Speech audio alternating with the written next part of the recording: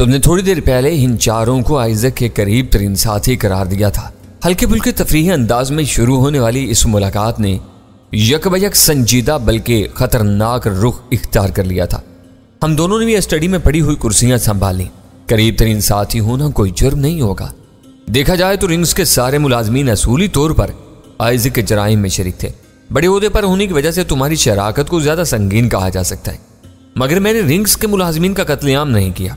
तुम बदस्तूर मेरे दोस्त हो और मैं इस वक्त तुम्हारी मेहमान हूं। किसी के किरदार का तयन उसकी हैसियत से नहीं, उसके अमल से होता है। इन चारों का सुराग लगाकर और छानबीन करके ही कोई राय कायम की जा सकेगी। तुम इन चारों को अंधाधुंध अपने इंतकाम का निशाना नहीं बनाओगी? लिली बर्नार्ड उर्फ जैनी ने सख्त और ताई तलब लहजे में वीरा से सवाल किया। इसकी संजीदगी इस वक्त भी बरकरार थी। वीरा फराग दिली से मुस्कुराई। उसके पतले पतले गुलाबी होंठों के पीछे मोतियों की तरह चमकते हुए दांतों की गितारें इस वक्त मुझे गुर्राते हुए किसी मकार भेड़िए की याद दिला रही थी। उसने अपनी कुर्सी जैनी के करीब खिसका कर अपनाइए से लबरेज लहजा में कहा, हरगिज़ नहीं, तुम बिला वजह वसवसों में पड़ रही हो। मालूम होता है कि ये चारों नाम तुम्हारे लिए नए नहीं हैं। मुझे शुबा हो रहा है कि इनमें से जॉर्ज शेल्स का नाम मैंने कहीं सुना या पढ़ा हुआ है। वो वीरा की बात पर यकीन करके पुरख्याल आवाज में बोली, बाकी 3 नाम नए हैं। हो सकता है कि कंप्यूटर रिकॉर्ड में चारों ही नाम मिल जाएं। तुम्हें पता है कि आइजक ने हार्लेम में दीदा और दानिस्ता खून रेजी नस्ली फसाद की आग भड़काई थी। इसका हरीफ इन चारों की तलाश में है। ये एक इत्तिफाक है कि ये नाम हमारे हाथ लग गए।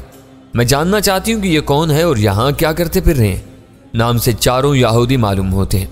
अगर डेविड स्टार्स हैं तो इनके बारे में तफसील आइजक के खुफिया रिकॉर्ड पर होगी। वो मेरी पहुंच से बाहर है। उसने काफी का एक घूंट लेकर खुद कलामी के अंदाज में कहा, जरूरी नहीं कि हर यहूदी डेविड स्टार हो या डेविड स्टार इतना अहम हो कि इसके बारे में कहीं से कोई मालूमात ना मिल सके। वीरा ने इस तरह अंदाज में कहा, तुम कोशिश करके देख लो। जॉर्ज शेल्स का नाम तुम्हें जाना पहचाना मालूम हुआ है तो उसका कोई ना कोई सबब जरूर होगा, शायद काम बन जाए।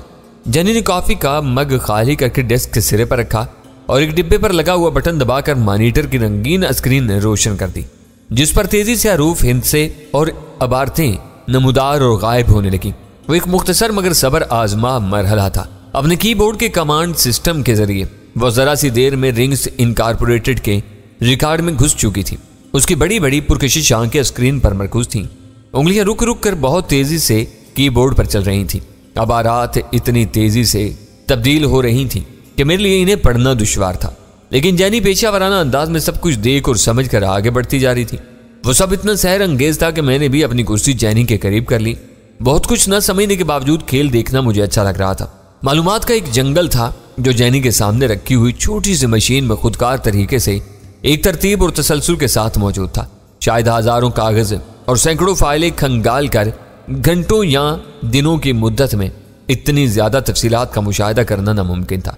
आखिर वो रिंग्स के सालाना डिनर की तकरीब के मदोईन की फहरिस्त में पहुंच गई। ए से शुरू होने वाले नामों की तवील सर फहरिस्त ऊपर सरकने लगी, फिर बी शुरू हो गया। बेंजामिन फोर्ड का नाम कहीं नहीं था, लेकिन जॉर्ज शेल्स का नाम आते ही जैनी ने फहरिस्त स्क्रीन पर मुंजमद कर दी। बेख्तियार खुशी से मेरा दिल उछल कर हल्क में आ गया। जैनी ने तारुफ की इब्तिदा से उस लम्हे तक हमें किसी मरहले पर मायूस नहीं किया था। यह वह नाम जो मैंने चंद हफ्ते पहले देखा था। जैनी ने अपनी पेशानी पर हाथ फेर कर थके हुए अंदाज में कुर्सी की पुश्तगाह से टेक लगा ली। ये ब्रुकलिन में रहता है। मैं जिस हद तक इस इलाके से वाकिफ हूँ, इसका पता किसी मुमताज रहायशी इलाके का नहीं है। ये शायद ब्रुकलिन के छोटे मकान में है। मुझे डर है कि कहीं सिर्फ नाम की मासलत ना हो। तुम्हारा मतलूबा आदमी कोई और हो। फहरिस्त में दूसरे 2 नाम भी देख लो, शायद वो भी मिल जाए। 3 नाम रिंग्स के रिकॉर्ड में यकजा हूं तो ये शुबा नहीं रहेगा कि हम गलती कर रहे हैं। मैंने मशवरा दिया। स्क्रीन पर नाम दोबारा फिसलने शुरू हो गए। वो 280 नामों की फहरिस्त थी, मगर इसमें जॉर्ज शेल्स के सिवा हमारा कोई और मतलूबा नाम नहीं था। यानी फहरिस्त को उल्टा चलाकर दोबारा जॉर्ज शेल्स का नाम स्क्रीन पर ले आई। वो चाहती तो इस पूरी फहरिस्त का प्रिंट निकाल सकती थी, मगर वो खुदकार तरीके पर रिकॉर्ड हो जाता। रिंग्स को सील कर दिया गया था। फिर भी यह डर था कि किसी वक्त हुकाम इसके कंप्यूटर रिकॉर्ड की छानबीन करके यह सुराग लगा लेते कि जैनी ने कंपनी बंद होने के बाद घर पर इसकी कोई फहरिस्त निकाली थी, तो वह गैर जरूरी बाज़पुरस का शिकार हो सकती थी। उम्मीदों बीम के आलम में मैंने जॉर्ज शेल्स का पता नोट कर लिया। मजीद मदुईन के बरअक्स रिकॉर्ड में जॉर्ज का कोई फोन नंबर दर्ज नहीं किया गया था। मेरा ख्याल है कि यह मुशक्कत अब खत्म हो जानी चाहिए। जेनी ने जबरदस्ती मुस्कुराने की कोशिश की। तेजी दिखाने के चक्कर में मेरी आंखें थक गई हैं। जेनी ने अपना कंप्यूटर बंद किया और हम तीनों ड्राइंग रूम में उठाए। मैंने ब्रॉन्क्स से रवाना होते हुए ये फर्ज कर लिया था कि मुलाकात की इब्तिदा मैनोशी की महफिल में बेतकल्लुफाना गपशप से होगी, जिसके बाद खाने का नंबर आएगा। लेकिन जेनी की मेरी जात में बढ़ती हुई दिलचस्पी ने वीरा को फौरन खाने का मुतालबा करने पर मजबूर कर दिया। यूं जेनी के घर में होने वाली खाने की दावत रवायती डिनर में तब्दील नहीं हो सकी। ये अच्छा ही हुआ कि जेनी ने भी वीरा की नाम नेहाद भूख के एहतराम में मैनोशी की दावत नहीं दी। मेदे सैराब होते तो हम में से किसी के मिजाज में वो संजीदगी बाकी नहीं रह सकती थी जो विल्सन के बारे में जेनी के पहले सवाल के बाद से ही बढ़ती चली जा रही थी। दोस्ताना महफिल का मजा खुले दिल के साथ मिल बैठने ही में आता है। बोझल बोझल सी फिजा में कुछ देर इधर उधर की बातें होती नहीं। जॉर्ज शेल्स के सुराग के बारे में हम में से कोई ज्यादा पुरुम्मीद नहीं था, इसलिए हम ढंग से जेनी का शुक्रिया तक का अदा नहीं कर सके। वीरा रवानगी का इरादा जाहिर किया तो जेनी ने उसे रस्मन भी रुकने के लिए नहीं कहा और बैरूनी दरवाजे तक हमारी रहनुमाई के लिए उठ खड़ी हुई। उस रात का प्रोग्राम जिस उमंग और जोश के साथ बनाया गया था वो काफूर हो चुकी थी। हम कदरे सर्द मेरी के अंदाज में वहां से वापस से रवाना हुए तो हमने अपनी हमाकतों से आज की शाम तबाह कर डाली। वीरा चंद मिनट से ज्यादा खामोश न रह सकी और मुझ पर बरस पड़ी। अगर तुम उसे अपनी तरफ मुतवज्जा होने का मौका ना देते तो मेरा मूड खुशगवार रहता। तो मैं अकेला आना चाहिए था, मुझे साथ लेकर आई थी तो थोड़ी सी बर्दाश्त का मुजाहरा करना चाहिए था। इस बर्बादी की पूरी जिम्मेदारी तुम पर आती है। तुम मुझसे नाराज करके आई हो, मैं खुद ही उसे मना लूंगी, तुम उसकी दिलजोई की कोशिश शुरू न कर देना। वीरा ने जहरीले लहजे में कहा। बीजमालों की तरह भुस में चिंगारी डालकर तमाशा देख रहे थे। तुमने उसके रूठने का अंदाजा लगा लिया था तो वहीं बर्फ पिघलाने की कोई कोशिश क्यों नहीं की? वीरा खानम, मेरे सर पर इतने बाल नहीं है। मैं इसे मनाने की कोशिश करता तो वो तुम्हारी बदतमीजी का जवाब देने के लिए मुझ पर पहले से ज्यादा मेहरबान हो जाती और तुम उसे भूल कर मेरे खून की प्यासी हो जाती। जो हुआ ठीक ही हुआ है। तुमको तुम्हारी सहेली मुबारक हो। मुझे मोटी लड़कियां वैसे भी नापसंद है। वो मोटी हरगिज नहीं है। कद के लिहाज से उसका जिस्म बहुत मुनासिब और मुतनासिब है। तुम जैसी दो चार खुशामदी सहेलियों की आरा ही ने उसे बुरे दिनों में सैन फ्रांसिस्को की राह दिखाई होगी। मर्दों के मुकाबले में वो औरतों के लिए जरूर मुतनासिब हो सकती है। डैनी, इसके बारे में ज्यादा बदतमीजी की तो मैं हाथ छोड़ बैठूंगी। वो इस वक्त रूठ गई है तो क्या हुआ? वो अब भी मेरी बेहतरीन सहेली है। वो तुम्हारी दोस्त है, इसलिए उसकी गिबतें करना सिर्फ तुम्हारा हक है। मैं इस पर कोई जायज तनकीद भी नहीं कर सकता। खूब मंतक है तुम्हारी। वीरा गुस्से या हसद में वहां जो कुछ कराई थी इस पर अंदर ही अंदर पशिमा थी। मैं कुछ देर तक उसे सुलगा कर लुत्फ अंदोज होता रहा। फिर न जाने किस तरह जेनी के कंप्यूटर की बात निकल आई और यूं मौजूद सुखन जॉर्ज शेल्स की तरफ मुंतकिल हो गया। मैं इस नाम और पते से बिल्कुल ही नाउमीद नहीं हूं। मैंने कहा, यह सिर्फ नाम की मुशाबत नहीं है, इसकी असल अहमियत यह है कि यह पता हमें रिंग्स के कंप्यूटर रिकॉर्ड से मिला है। सिर्फ जॉर्ज ही क्यों, फहरिस्त में दूसरे 3 दाऊदी सितारों के नाम भी मौजूद होने चाहिए थे। यह खुशफहमी है जो सिर्फ एक फोन कॉल से रफा हो जाएगी। तुम किसे फोन करोगी? कौन इसे पहचानने का दावेदार है? मैंने पूछा। इसका नाम पता मौजूद है, इंक्वायरी से नंबर मिल जाएगा, खुद उसी से बात की जाएगी। वो तुम्हारे पहले ही सवाल के जवाब में एतराफ़ कर लेगा कि वो नजमे दाऊदी है। मेरा मजाक का उड़ाने की कोशिश मत करो। नाम पता और फ़ोन नंबर मिल जाने के बाद तहकीकात का कोई ना कोई रास्ता मुतय्यन किया जा सकता है। दूर से उसकी निगरानी करके भी बहुत कुछ मालूम किया जा सकता है। या हमने आइजक बेल के किसी सुराग के बगैर ही उसके गिरबान पर हाथ डाला है। बेंजामिन से मैं फ़ोन पर छेड़छाड़ कर चुका हूँ। अब इनमें से किसी और के साथ यह हरकत दोहराई गई तो वो चारों खौफजदा होकर रिपोशी इख्तियार कर सकते हैं। बेंजामिन फ़ोन पर बहादुरी जताने के बावजूद आसाफजदा हो गया था। आइजक के अंजाम ने इन्हें अंदर से हिला कर रख दिया होगा। हम यूं अगर मगर में उलझे नहीं रह सकते।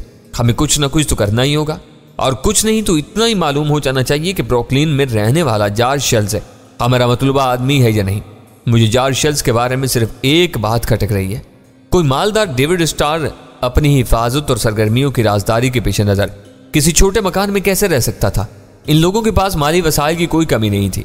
कोई वजह नजर नहीं आती थी कि इनमें से कोई अपनी ज़ात के मुकम्मल तहफ़्फ़ुज़ के लिए अपने इन वसाइल से भरपूर इस्तेफादा न करे। हम में से किसी ने बेंजामिन फोर्ड का घर भी नहीं देखा था, लेकिन इसने जिस अंदाज में अपने घर पर मेरे चीथड़े उड़ाने की बात की थी, इससे जाहिर होता था कि वो यकीनन किसी कलह नुमा मकान में रहता होगा, जहां उसके मुतअद्दिद मुसल्लह मुलाजिम किसी नादीदा शख्स की बेजा मुदाखलत रोकने के लिए तैयार रहते होंगे।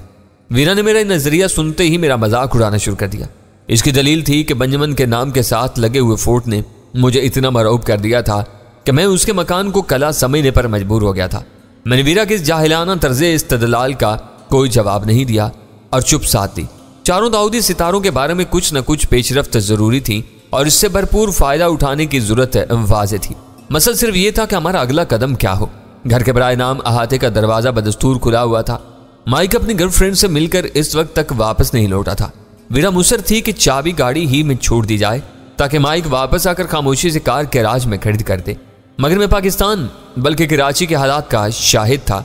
वहां घरों में खड़ी हुई मुकफ्फिल गाड़ियां भी महफूज नहीं समझी जाती थी। मैंने चाबी इग्निशन में छोड़कर किसी मकामी आवारागर्द के सबर को आजमाने के बजाय चाबी साथ ही ले ली। वीरा ने उस शाम खासी अल्कोहल इस्तेमाल की थी। यानी कि दावत में पैदा होने वाली बदमजगी को भुलाने के लिए उसने वापसी पर दोबारा वही सिलसिला शुरू कर दिया। वैसे भी फुर्सत और बेकारी के औकात में वो इसका महबूब तरीन मशगला होता था, जिससे किसी किसी वक्त मुझे उकताहट भी होने लगती थी। मैंने उसकी दावत को नरमी से मुस्तरद कर दिया। मैं बिस्तर पर दराज सिगरेटें फूंक फूंक कर इस अमली जमूद को तोड़ने की तदाबीर सोचता रहा, जिसे हम 2-4 हो चुके थे। वक्त गुजरता जा रहा था मगर नींद मेरी आंखों से कोसों दूर थी।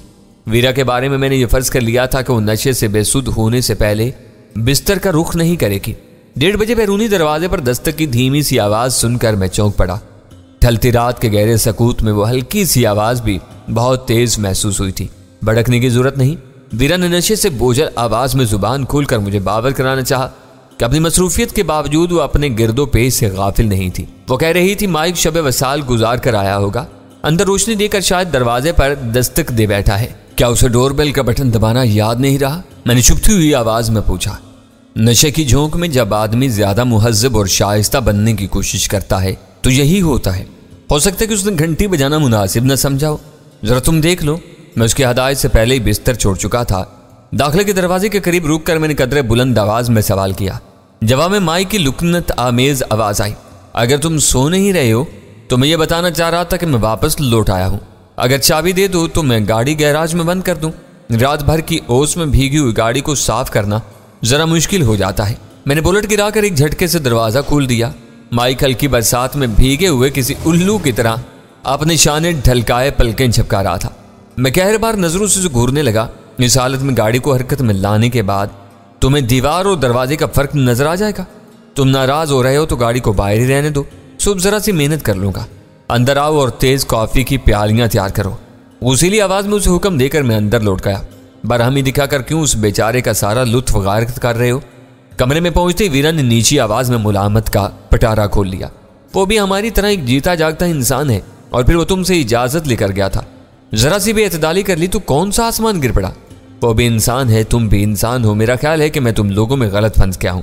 पता नहीं तुम जैसों की रगों में शराब इस तरह क्यों सरायत कर जाती है। वीरा ने मखमूर अंदाज में एक जोरदार कहका लगाकर कहा, मछली मुझे पानी से परहेज का मशवरा दे रही है। खुद पीते हो तो हर एक को पीछे छोड़ देते हो। मुझ पर एतराज कर रहे हो। हर काम का कोई एक वक्त और मौका होता है। इस तरह तुम खुद को बर्बाद कर रही हो। यह काम नहीं, मेरी तफरीह है और तफरीह हर वक्त की जा सकती है। तुम जो चाहो करती रहो। मैंने तुम्हें तुम्हारे हाल पर छोड़ने का फैसला कर लिया है। यह कब की खबर है? उसने तमस्कुराना लहजे में कहा। अभी तो मैंने सुना है कि तुम माइक को कॉफी की 2 प्यालियां तैयार करने की हिदायत दे रहे थे। दोनों प्यालियां तुम्ही को पीनी होगी। इस वक्त मैं कॉफी को हाथ भी नहीं लगाऊंगी। दूसरी प्याली तुम्हारे लिए नहीं है, मैंने जहरीले लहजे में जवाब दिया। वो माइक पिएगा, उसके औसान दुरुस्त होंगे तो मुझे उससे कुछ अहम बातें करनी है। हो सकता है कि मुझे उसके साथ ये रात काली करनी पड़ जाए। मैं तुम्हारे मामूल में जरा भी दखल नहीं दूंगा। क्या तुम कुछ कर गुजरने का फैसला कर चुके हो? उसने तजस्सुस समेज लहजे में सवाल किया। मैंने उसे कोई जवाब नहीं दिया। इसी असना में माइक एक ट्रे में कॉफी की 2 प्यालियां लेकर आ गया। वो अपनी आंखें फाड़ फाड़ कर नशा बखाने की कोशिश कर रहा था। उसे सोचा ना होगा कि इतनी रात गए, वापसी पर भी उसे किचन में झक मारनी पड़ेगी। बैठ जाओ और मेरे साथ कॉफी पियो। मैंने एक प्याली उठाकर माइक को हुक्म दिया। मेरा मतलब है कि मैं इतनी रात को कॉफी नहीं पीता। उसने बुखलाकर बेचारगी से कहा। बकरी की तरह म्याने की सूरत नहीं। जो मैं कह रहा हूं उस पर अमल करो। उसे मुंह लटकाकर यूं प्याली थाम ली जैसे उसमें जहर भरा हुआ हो और उसे पीना हो। इस वक्त ब्लैक डैड कहां मिल सकेगा? कॉफी की चंद घूंट लेने के बाद मैंने माइक से पूछा, ये तुम मुझसे भी पूछ सकते थे। वीरा ने दरमियान में अपनी टांग अड़ा दी। 2-4 कोशिशों में वो कहीं ना कहीं मिल ही जाता। उसे बात करने के लिए माइक के इंतजार की क्या जरूरत थी? माइक ने दीवार गिर कलाक को नजरअंदाज करके अपनी रिस्ट वॉच पर निगाह डाली और मायूसाना अंदाज में सर हिलाकर बोला, इस वक्त देर हो चुकी है। वो ख्वाबगाह में चला जाता है तो फिर कोई फोन नहीं सुनता। मुझे जरूरी बात करनी है। मैंने जोर देकर कहा, आज की रात गुजर गई तो हमें अगली रात तक इंतजार करना होगा। तुम नंबर मिलाकर उस तक पैगाम पहुंचाओ कि मैं उससे बात करनी चाह रहा हूं। अगर उसने किसी झोंक में इनकार कर दिया तो बिला वजह तुम्हें कलक होगा। माइक ने झिझकते हुए रुक रुक कर कहा, मेरी बात मानो तो उससे सुबह बात कर लेना। ये वक्त मुनासिब नहीं है। क्यों मुनासिब नहीं है? मैंने तनक कर पूछा। क्या तुम मुझे यह बताना चाह रहे हो कि अमेरिका में इतनी रात गए हर शख्स शराब के नशे में तुम्हारी तरह धुत होकर सो रहा होता है? Oh no chief. मेरी बरहमी पर उसके हाथ पैर फूल गए और प्याली से थोड़ी सी कॉफी छलक कर उसके कपड़ों पर गिरी। वो कह रहा था, अमेरिका में लाखों ऐसे लोग भी रहते हैं जिन्होंने सारी उम्र अल्कोहल को हाथ तक नहीं लगाया। ये कोई फार्मूला नहीं है, लेकिन हमारा बास शाही मिजाज का आदमी है। वो खुद कहता है कि वो सारा दिन और फिर रात गए तक इसीलिए सख्त मेहनत करता है कि रात अपनी मर्जी के मुताबिक गुजार सके। तुमसे जो कहा जा रहा है उस पर अमल करो। उसका बात करने का मूड ना हुआ तो फिर कुछ और सोचा जाएगा। मैंने इसका मशवरा मुस्तरद करके सख्ती से कहा और फोन की तरफ मुतवज्जा हो गया। वीरा उसे कई कोशिशों के बाद किसी ठिकाने पर तलाश कर पाती। माइक ने बराह रास्त उसी ठिकाने का नंबर मिलाया जहां ब्लैक डैड इस वक्त मौजूद था। इतनी रात गए तुम्हें फोन करने की क्या तकलीफ है? लाहक हो गई। तारुफ होते ही दूसरी तरफ से एक पुख्ता और भारी निस्वानी आवाज में सवाल किया गया, क्या ज्यादा पी लेने के बाद तुम्हारा फितरी हरामीपन दोबारा उठ कर आया? जोड़ी, माइक ने एहतियाज किया, मैं बुजुर्गी की वजह से तुम्हारा एहतराम करता हूं। जिस दिन मैंने तुम्हारी गालियों का जवाब देने का फैसला कर लिया तुम मुंह छुपाती फिरोगी। मैंने पीछा छुड़ाने के लिए अपने जिन 9 मौलूद बच्चों को इधर उधर ठिकाने लगाया था। अगर वो जिंदा हैं तो आज उम्र में तुमसे बड़े होंगे। मुकाबला करके देख लो, मैं तुम्हें हर तरफ से चीर फाड़ कर रख दूंगी। तुम जैसे लौंडों को मैं अपनी बगल में हिला हिला कर निढाल कर देती हूँ। माइक ने खिफत अमेज कन अखियों से मेरी तरफ देखा। शायद इसी मुतवक्का और बेहुदा गुफ्तगू के डर से वह स्पीकर फोन इस्तेमाल करने से हिचकिचा रहा था, मगर मेरी सख्ती ने उसे मजबूर कर दिया था। बहरहाल अब वो गालियां उसका मुकद्दर थीं। उसने किसियाई हुई आवाज में कहा, इस उम्र में तुम बस अपने मुंह और बगलों ही से काम ले सकती हो। इन बातों को किसी और वक्त के लिए उठा रखो। बास को बताओ कि उसका मेहमान उससे बात करनी चाहता है। मेहमान को इस वक्त क्यों खारिश उठी है? क्या उसे नहीं मालूम कि क्या वजह है? माइक ने शर्मिंदा और मुआजरत खाना नजरें मेरी तरफ उठाई। मैंने उसकी तसल्ली के लिए सर हिला दिया। वो बोला, जोड़ी तुम्हारे ये अल्फाज मेहमानों तक पहुंच गए तो उनकी शिकायत पर बास तुम्हारी खाल गिरा देगा। तुम अपने काम से काम रखो और मुझे बास के जवाब से मुतल्ला करो। जोड़ी शायद हमारे और ब्लैक डैड के मरासिम की नौबत से यकसर लाइल थी। उसने एक ही सांस में मेहमान को कई गंदी गंदी गालियां देते हुए माइक को लाइन होल्ड करा दी। मैं इसलिए कह रहा था कि मुझे रिसीवर से बात करने दो। लाइन पर सकूत होते ही माइक ने धीमी आवाज में बेबसी से कहा, मुझे डर था कि फोन यही उठाएगी। मैंने होठों पर उंगली रखकर उसे खामोश कर दिया। पता नहीं किस वक्त दूसरी तरफ से रिसीवर उठा लिया जाता और हमारी गुफ्तगू सुन ली जाती। सकूत का वो वक्फा कदरे तवील साबित हुआ। आखिरकार ब्लैक डैड खुद लाइन पर आ गया। इसकी आवाज में नींद का शायबा तक नहीं था। खाए कौन बोल रहा है, रोजी या असलम खान? उसने रिसीवर उठाते ही पूछा था। असलम, मैंने झट रिसीवर उठाकर जवाब दिया। स्पीकर फोन खुद ब खुद नाकारा हो गया। तुम लोग कहाँ गायब थे? मेरे मजीद कुछ कहने से पहले ही उसने शिकवा करना शुरू कर दिया। मैंने कई बार तुम्हारा नंबर मिलाया लेकिन कोई जवाब नहीं मिल रहा था। क्या तुम लोग बाहर गए हुए थे? हाँ, रोजी मुझे सैर कराने ले गई थी। हम थोड़ी देर पहले ही वापस आए हैं। रोजी को बता देना कि मैंने उसके लिए एक तोहफे का बंदोबस्त किया है। वो देखेगी तो उसकी तबीयत खुश हो जाएगी। मैं उसे यही इतला देनी चाह रहा था। ये बताओ कि तुमने इस वक्त क्यों फ़ोन किया है? नजमे दाऊदी के बारे में क्या खैर खबर है? मैंने कदर धीमी आवाज़ में पूछा। अभी तक कोई कामयाबी हासिल नहीं हुई। मुझे अंदाज़ा नहीं था वो लोग इस कदर पुरस्कार अंदाज में ज़िंदगी गुजारने के आदी होंगे। मेरे आदमी इसी काम पर लगे हुए हैं। जो ही कोई काम की बात मालूम होगी मैं तुमको इतला दे दूंगा। फिलहाल सब्र और इंतज़ार के सिवा कोई चारा नहीं है। हमारे पास कुछ इतलात मौजूद हैं। मेरी बात मुकम्मल होने से पहले उसने बोलना शुरू कर दिया।